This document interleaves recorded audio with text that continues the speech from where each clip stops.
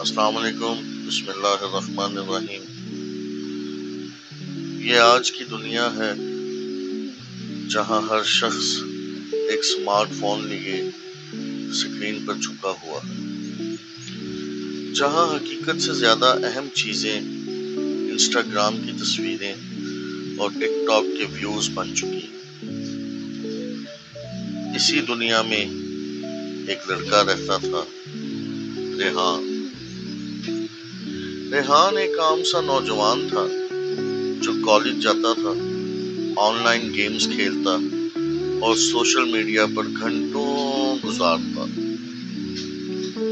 دن بدن وہ چڑچڑا، خود غرض اور دوسروں کی کامیابیوں سے جلنے والا بن رہا تھا، ہر وقت منفی سوچوں میں گھرا رہتا۔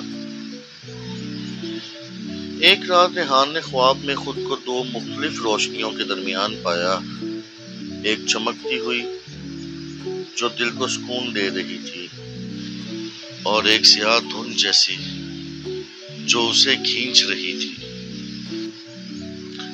تب ایک آواز آئی، تمہارے دل میں دو طاقتیں ہیں، نیکی اور شر، دونوں تمہارے اعمال سے طاقت حاصل کرتے ہیں۔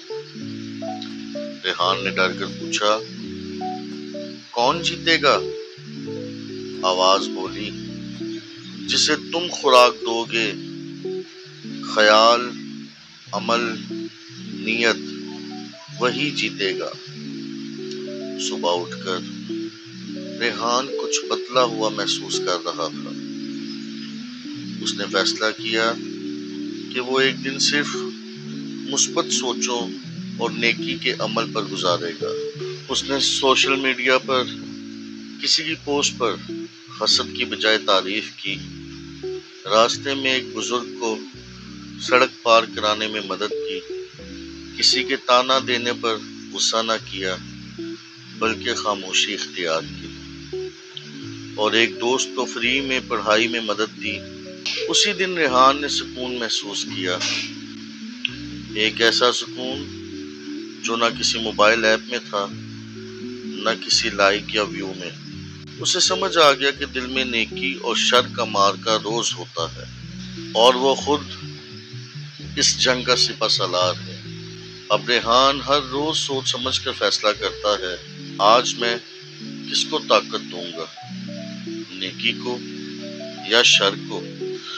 جدید دنیا میں جہاں سوشل میڈیا، جلد بازی اور خود غرضی عام ہو چکی ہے، وہاں بھی نیکی کا انتخاب ممکن ہے، بس فیصلہ ہمیں کرنا ہے۔